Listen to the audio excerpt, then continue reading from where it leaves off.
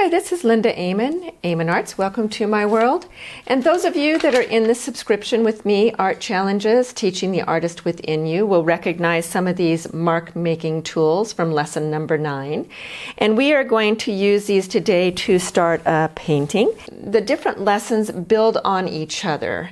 Whether you're brand new to watercolor or art, or you're highly skilled artist, each one of them will build upon each other to take you farther in your play, experiment, learning to your other kind of work. You can test out your marks and then they just disappear off. Start with words of maybe some intentional designs or ideas you want to go toward. You do not have to stay with those ideas, but they get you started. The gloss medium M. Graham as my item that will take the acrylic down to a more watery base. Half sheet of Arches 140 cold press watercolor, stretched it out. You can see in my videos how I prepare the paper like this. And then I'm just going to start using some of these tools to make some big marks. A little bit into the gloss medium. If I flop some down here onto the paper, I'm not too concerned. And I'm just going to make a big circle. And because this is a textured paper, it shows the textured mark. I want to go a little heavier down here. This is being bold. Now remember, because this is gesso, it's like an acrylic. They use it a lot for priming. White is what they usually prime canvases with. So this is going to be something that will allow me to keep that surface of that black down.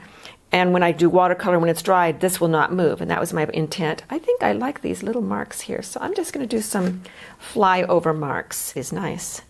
So I can just drag some of this connective lines. So I'm thinking as I'm coming across, I can do some up and down. See the marks that it makes?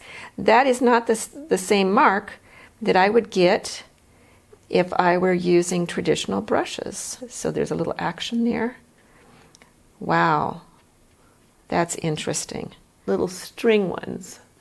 And I'm going to just, same thing, grab in, and there we go, to make them stamp.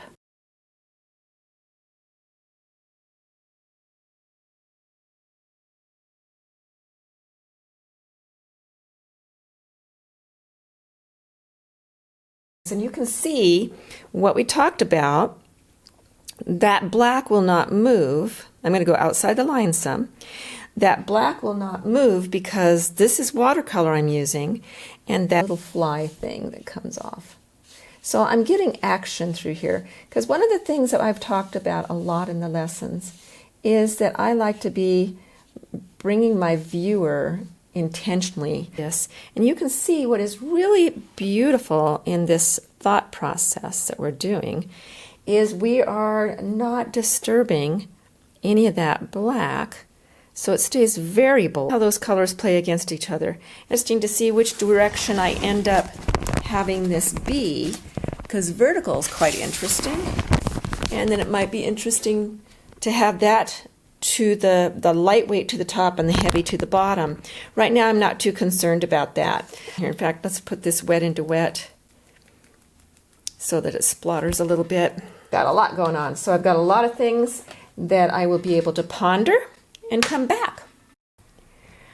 So you can see I've finished cutting them out. Make an entire collage piece with them, or use a piece of the painting to come back on.